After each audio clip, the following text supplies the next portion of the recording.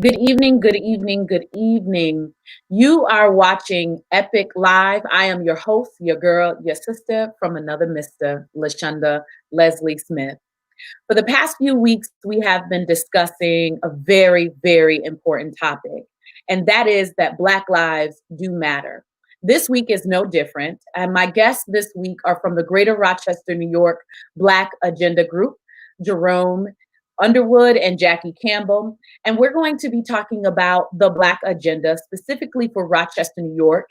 If you are tuning in from anywhere else in the country, I do believe that this would be meaningful for you. As I like to say, we all have a role to play in the revolution. So I pray that you are able to take away some great nuggets from tonight back to your own cities, to your own communities. Because if we're going to make a change, everyone has a role to. Words of Killer Mike. Stop arguing over who has the better massa and create a Black agenda. These words came from Killer Mike during an event where T.I. and our girl Candace Owens were on stage, and they were sort of arguing over which political party has the best interests at heart of the Black community.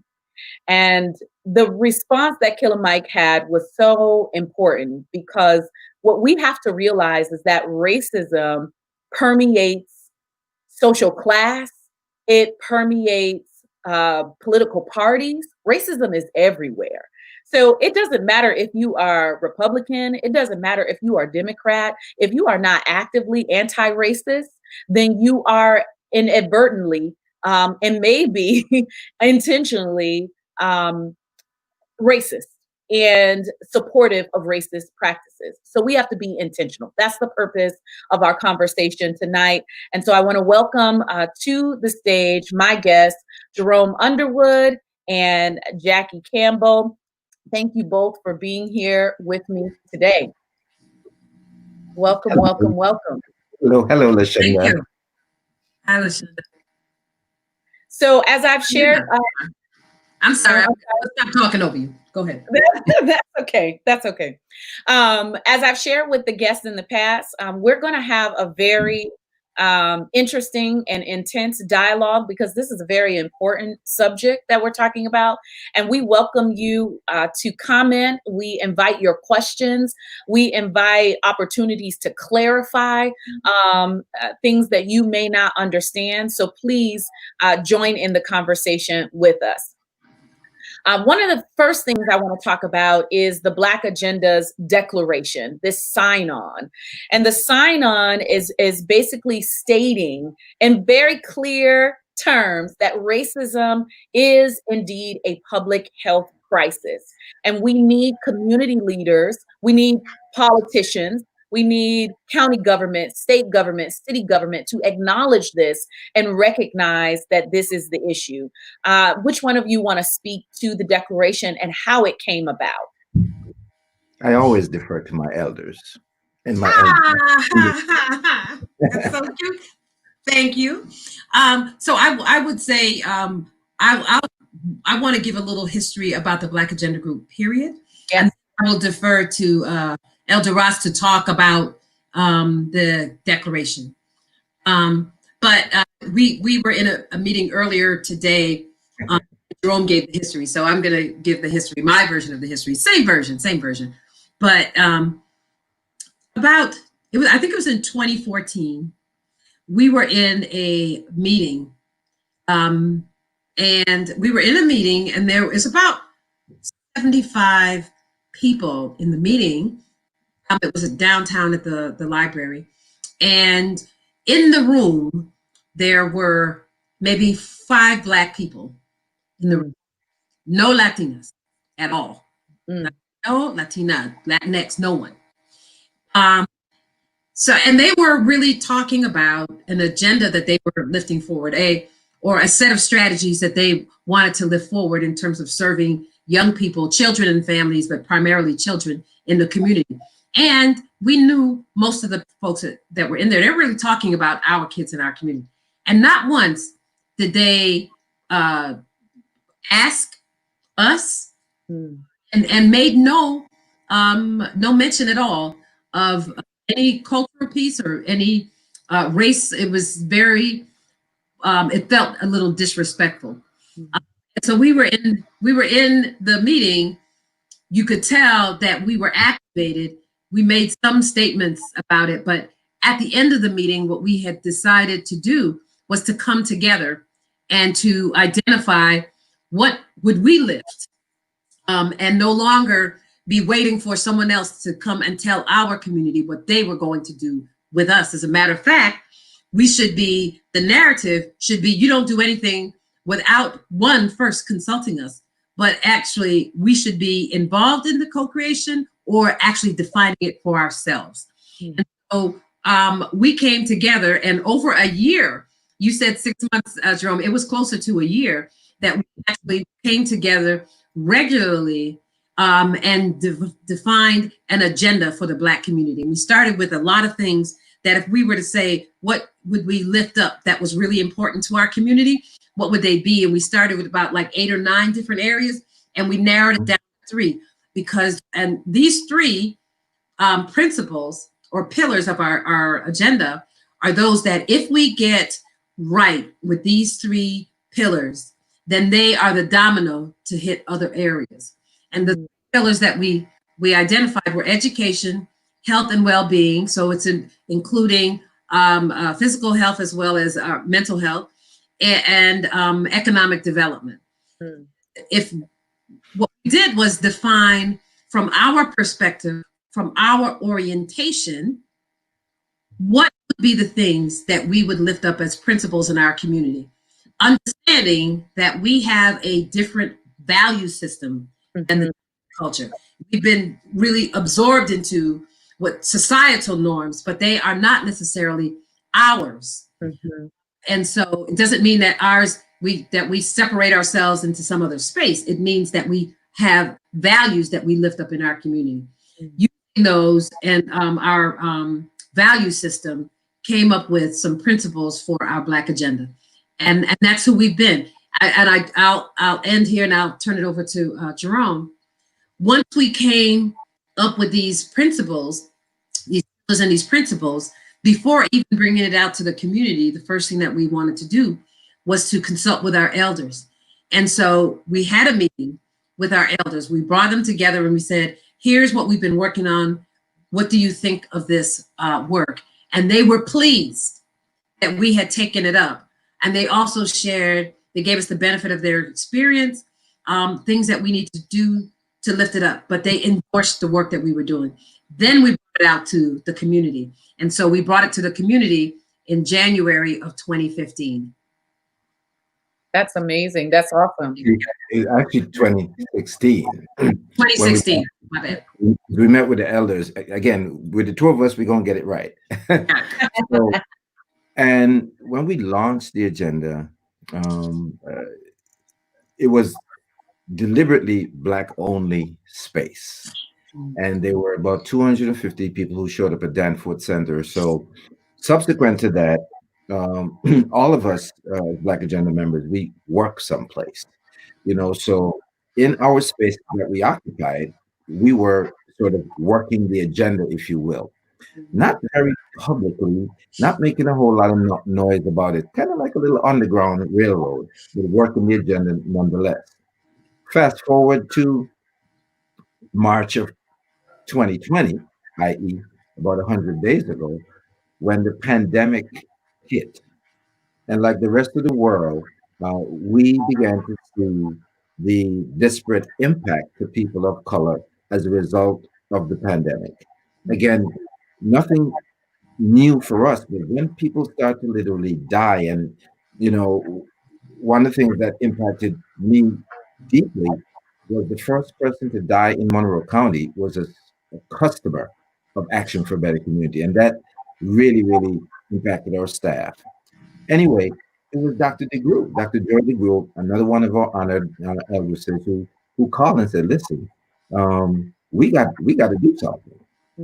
And from late March, we started to meet probably 2-3 times a week, looking at the disparities and figuring out we must do something about it. And a couple things came out of that. we started to do our bag lives on Tuesday evenings. Mm, You know, it took us a couple of weeks and we figured it out because we were having these conversations twice a week. And someone said we should take this live via Facebook. At the same time, that whole thing, the whole big thing, what are we going to do? What are we going to do? And that's what led us to the declaration. The declaration that racism is a public health crisis is not an original idea by the Black Agenda Group. Our research netted that the first place to do this was actually in Wisconsin, of mm, all places. mm, And the work came out of the University of Wisconsin at Eau Claire. And literally, we cold called them, you know, and found the group of people who did the work, and they were generous enough to share with us their playbook and mm, how they got it done. mm, So the declaration, they sent us their declaration, and we sort of Rochesterized it, if you will, mm, because we had data points in there that were specific to Minnesota, and we edited it and came up with data points and information specific to Rochester and Monroe County. mm. Uh, and Lucinda, we actually made the declaration on April the 28th. Wow. April the 28th. And I say that to say this is weeks before George Floyd was lynched. And Mhm, that put a lot of, you know, we were, our plan was to let's just ease this out sort of organically, talk to the people that we have relationship with. And we had gotten a couple endorsements. We didn't have a sign-on link yet. But then people started to come to us like, how do we get on? What do we do? mm. So now it's out there. We've done media, we've done television, we've done radio, but we haven't done Epic Live, and we're on Epic Live now, and we Yeah. know that the huge audience that Epic Live has. So, so what we want out of the declaration, one is what you're affording us the opportunity to do now, which is talk about it. Two, certainly for people to, as an individual, to sign on, and I know you're going to show the link to how to get there shortly, as an individual or as an organization.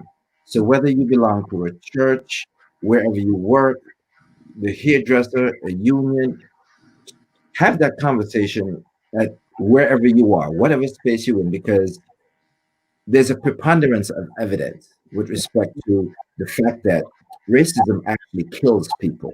It reduces your life expectancy, you know, and the health aspect to it. You know, I know you're familiar, and probably your astute audience are familiar with the social determinants of health, Mhm. whereby if one does not have access to fresh food, if one does not have access to a safe neighborhood, if one does not have access to a solid education, if one does not have access to a living wage paying job, if one does not have access to proper housing, the absence of any one of those things or combination will make you ill, will actually make you ill and shorten your life expectancy. And we know that, again, there's a preponderance of evidence that racism, systemic and institutional nature racism, is at the foundation of all of that. That's right. If you're just tuning in, I am talking with Mr. Jerome and Mrs. Jackie from the Greater Rochester, New York Black Agenda Group. And we are talking about specifically the Black Agenda Declaration, the sign on stating that racism is a public health crisis. And we're going to share with you the sign on for those of you who are interested and going there. The link is floating at the bottom of the screen. So I want you to run there after Epic Live and make sure that not only do you sign on, but you also, as Jerome just mentioned, you take it to your place of employment. You take it to your community group. You take it to your church, to your ministries, wherever you are. If you are really interested in being a part of the movement, and making sure that you play your role in the revolution. This is a very easy thing to do. This is the beginning step. And so let's talk a little bit about it being a beginning step and the fact that this is just one of many things. Before we go there, one of the notes in the declaration states that race is a social construct with no biological basis. And I want you guys to speak to that a little bit because I don't think that many people, Black people included, really fully understand that race is really an illusion and it has no biological basis. It was really designed to keep certain ethnic groups, particularly Black people, subservient as a means of justifying utilizing us as property. So, who wants to speak to this statement that's in the Declaration? Wow. Again, but I think that you just laid it out very plainly. Race as a way of separating individuals based on skin color is an illusion. It's a social construct that was developed to justify differences so that they can relegate humans by some category and subjugate people. And so there is no biological difference. We are all human. We are all the same. What I think what people attribute to race is has a lot to do with culture and the different ways we have of being with each other. So our value systems and based on our orientation, some of that is different, but there is no biological basis to a different set of races. We are all one race, human race. But it was certainly used and a trick that was perpetuated on the world, not just on Black folk, but on the world. It's something that we're really struggling to undo today. Mm-hmm. I wanted to share this quote from Dr. Joy DeGruy that says, "No one is born racist. It is modeled, learned, and passed along through generations where it poisons and paralyzes its victims and corrupts its perpetrators." Um, this quote really stood out for me because I don't think that people fully understand that racism is good for nobody. It's not just bad for Black people. It's not good for anyone. Jerome, do you want to speak to that? Sure. It's such an illness because, for us as people of African descent, what racism does to us is injure us deeply, particularly psychologically. And Dr. DeGrew's work on post-traumatic slave syndrome lays that out in such easily digestible fashion, but difficult for us because of the injury, that we re-injure ourselves because of that trauma. For our Caucasian brothers and sisters, the injury of racism is the myth of white supremacy. And again, I want to repeat the myth of white supremacy because there is no such thing as white supremacy. But because of how all of us, and particularly white people in this case, have been racially socialized, they actually believe it, and walk in that privilege and utilize that privilege on a daily basis, some knowingly, some unknowingly. Mhm. And it wounds them because when we're confronted with realities and it's hidden in plain sight, so to speak, and now truth is coming out and people don't have anywhere to hide, then there's cognitive dissonance that enters in there. They try to rationalize how they treat us, but then certainly in every field that I'm aware of, when we talk about being data informed, the data is very, very, very compelling for us to explain the fact that, hey, for sisters and brothers with same level of education, net worth is, X% less than Caucasian folks. You can predict somebody's life expectancy by telling what zip code they live in, all those things. So again, a preponderance of evidence that racism hurts everyone. Yeah, absolutely. So, as you both know, I do community work. Maybe the audience doesn't know, but I do community work, and our responsibility is to revitalize a community and to make sure that we are providing resources to people so that they can live, work, and play safely in their neighborhoods. I'm not sure why there's an echo. I hear myself talking, but a part of the reason that we have to do this work in this community is because the concentration of poverty that's in that neighborhood is so significant that the number of the years of life lost are 9 times higher than that of our county. Now, why is that? If race really has no real biological basis, then why are Black people actually dying sooner than their white counterparts? Why are there disparities in education? Why are there disparities in health? The simple answer is racism. And we really need to be, we need to stop trying to avoid the conversation and make sure that we're doing the work to begin dismantling it.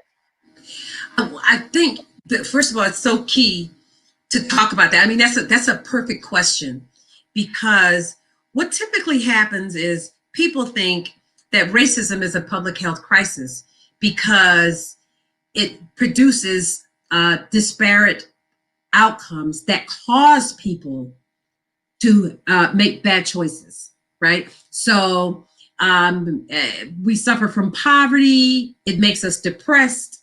We then choose to use drugs to get over that. So there's so much that racism sort of is tied to the bad behaviors of people, and we know it's bad. We know racism is not good, but ultimately people choose or make the wrong choices, maybe because of racism. But the reality is racism actually attacks our cells. We don't really talk about it in a physiological perspective, but when you think about the responses that the body has to racist incidents and microaggressions, and I can't even tell you just the collective injury that we've all experienced just by watching what happened to George Floyd, and that those experiences show up in our cells. They change who we are from the inside out. Mm-hmm. And I always remember I was listening to a presenter talk one day, Dr. Amina Alio. She had done some work when she was at the U of R. She's back in Niger, Africa now. But she was saying from her research that they had looked at the organs of Martin Luther King when he was assassinated, and his organs were that of someone who was like 70 years old, because of all of the trauma that he had gone through just by standing up for his folk. So when we think about the toll on the body of racism that we experience day in, and not to mention the intergenerational transmission of the trauma that we received, that's what ultimately results in those years lost. So racism is a public health crisis is because it's literally killing us. Absolutely. And evidence is clear. So the thing is that we just don't know enough about it. We don't talk enough about the ways that it's actually killing us and traumatizing us. But it's also traumatizing white folks. They're just really comforted by a lot of their creature comforts that they don't have to deal with because they don't have all those other isms that they have to process and live with, like poverty and so on. But it is literally attacking our bodies. On our last show, I talked about being super conscious of being Black, and even this double consciousness that we as Black folks really battle with, and making sure that we are presenting ourselves in a way in which that can be accepted, and trying to navigate in these different spaces. White people wake up white and they don't even think about their race. And they don't have to think about their relationships with us as Black people either. I believe that contributes to the stress that you have as well, when you got to go into the workplace and you're recognizing that people are expecting you to not do well, and so you've got to work twice as hard as somebody else, as your white peer, because you don't want to be associated with all of the negative stereotypes that have been contributed to us as Black. And that's not okay. And I've just really decided that I don't have to work twice as hard as nobody else. And Yeah. I have also decided that if one person makes a mistake and they happen to be Black, that doesn't attribute to the entire race. And so I think that is something else that we all need to make a decision about. We are a community and we are tribal. And so I think we have a tendency to want to protect and to cover one another. But we cannot continue to accept the lies that have been fed to us. So I want to talk a little bit about the criminalization of the Black body. Hmm. And, we talked about poverty and Black communities being disproportionately impoverished. And when you look at studies, as you both have talked about, data does not lie. When we look at crime, and we compare crime in white communities, or we compare crime that is done by a white person versus a Black person, really what we see often is a lack of jobs. We see a lack of resources and opportunities that are in those communities. It's not because the Black body is more criminal or more devious than the white person. When people are in desperate situations and resources are not provided to them, they may find another way. And so, do you want to speak to that, Jerome, in terms Yes, of I criminalization? do. I do. There's an amazing article, and I don't remember the authors. And Jackie will remember it as soon as I say it. It's called Serial Force Displacement.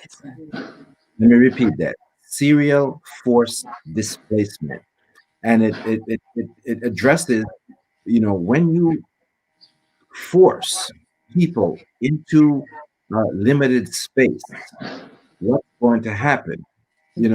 It's going to result in some um, interpersonal struggle, Mhm. maybe violence. As an example, if Jackie and I were somehow forced into your brand new office that you're broadcasting from right now, what used to be one, now the three of us in there.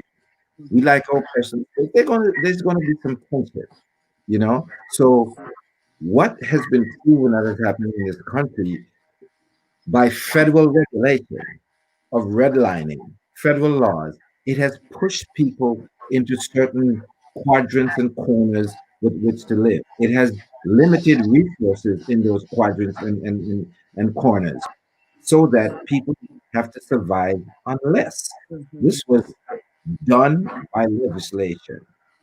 And what that resulted in, again, this study showed, was interpersonal violence. So again, this is not made up stuff. It's not why people behave the way they behave. It's what happened to them that caused the behavior.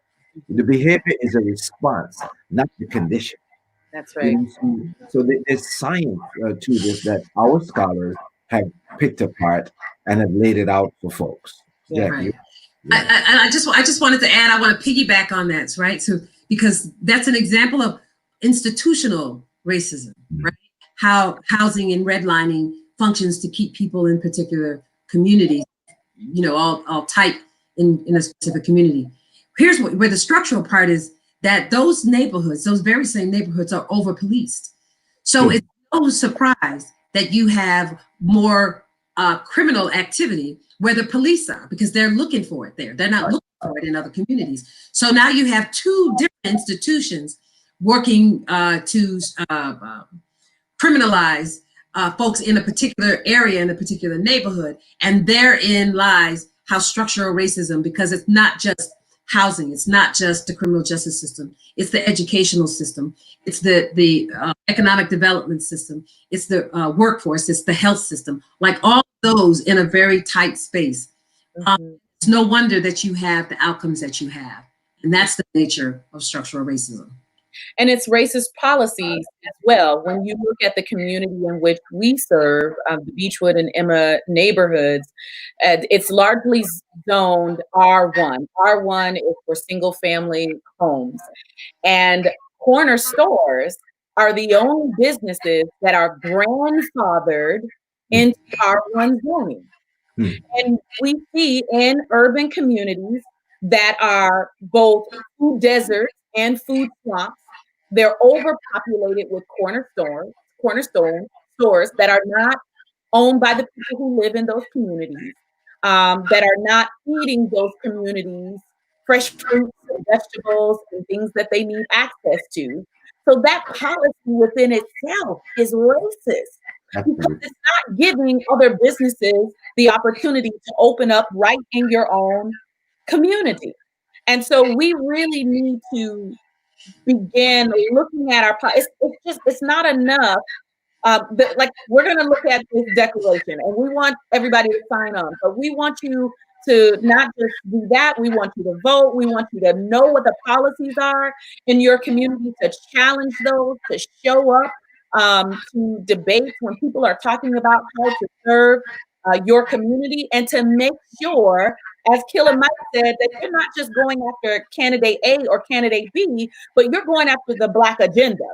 You're Yeah. making sure that those candidates are aware of what's happening in your community and that they have concrete, tangible solutions to address the issues in your community.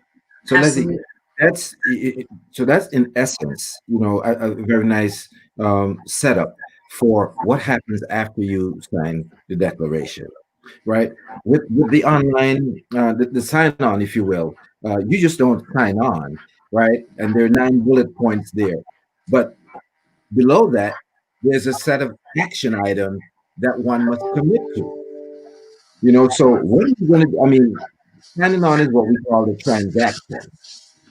And then subsequent to the transaction, what are you going to do? What practices are you going to change? What policies are you going to change? What advocacy are you going to engage in so that when the next thing happens, we're not back here again?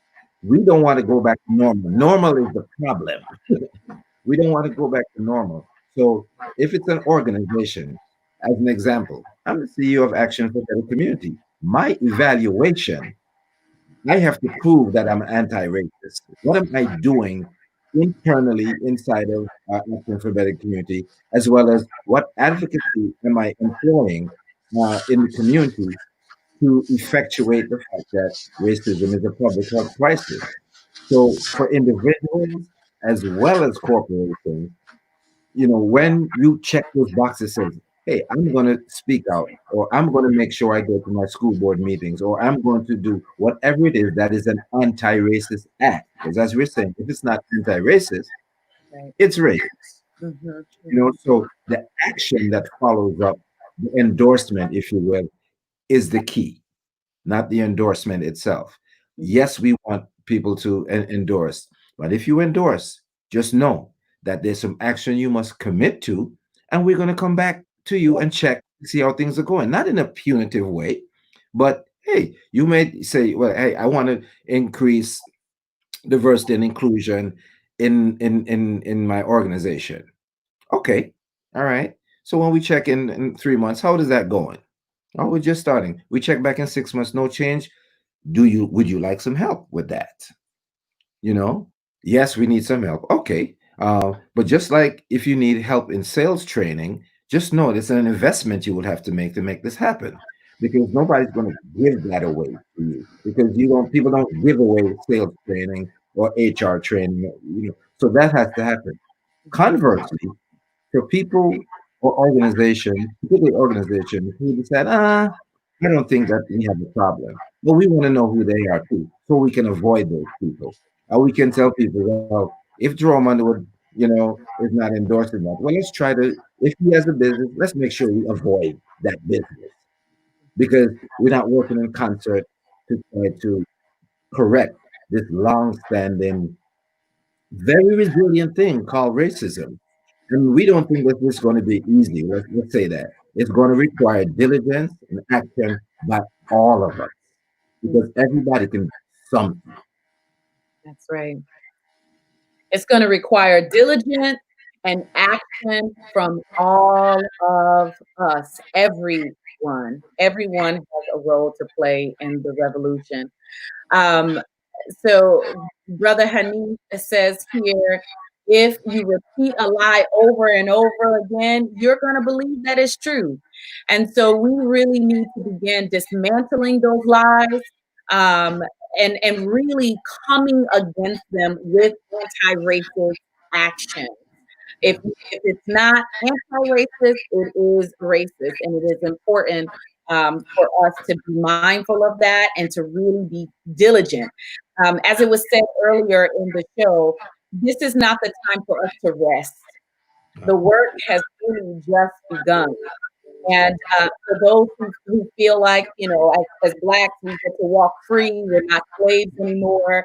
Um, there's still so much more to be done, and there's still a whole bunch of disparity, as we just talked about, in our communities, in our neighborhoods, and we just fed up.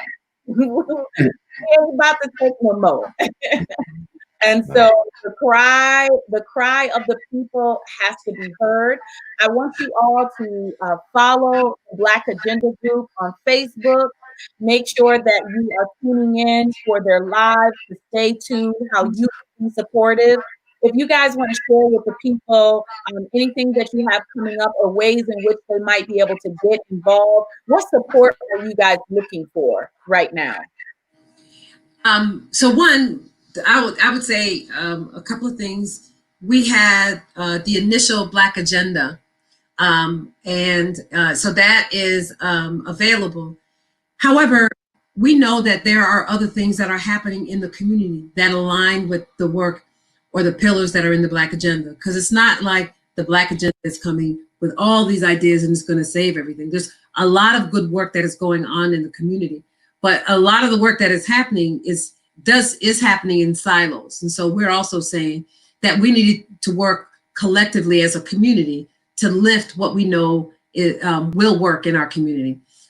We are on Tuesdays, our Facebook live program, but we are also, this coming Tuesday, we'll be talking more about what are the specific things. So now you've signed the declaration. The declaration does have things that you can actually do, but what is the collective agenda that the Black Agenda is lifting up? Like, what is it that we really want to lift up as things to demand and declare? And we'll be sharing those things on Tuesday. This is the beginning of the work, as Jerome mentioned. This is not an end. This is the very beginning. I do want to say also to you, Leslie, you mentioned something about the zoning in the Beechwood neighborhood. It is so important that people educate themselves on what is happening with the policy. So I really want to commend you for knowing that and sharing that with your constituents, folks in the neighborhood, because that's the thing that we have to do as well. It's not just about a few of us coming on and knowing. Our entire community needs to know what's happening and how they can. So I do want to acknowledge that. I like that, what you just did.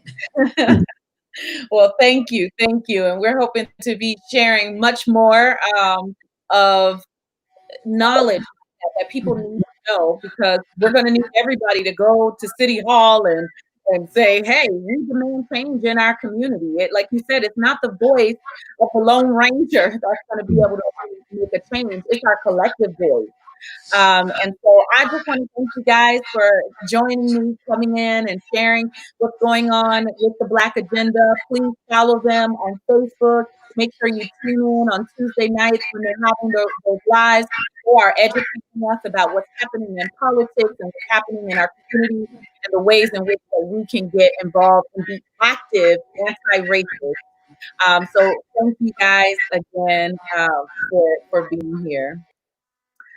So you've been watching Epic Live, where I am your host, LaShonda Leslie Smith, your girl, your sister from another mister. Please join me back here next Wednesday at 7:30 p.m., where we will discuss life and life more abundantly. You be well.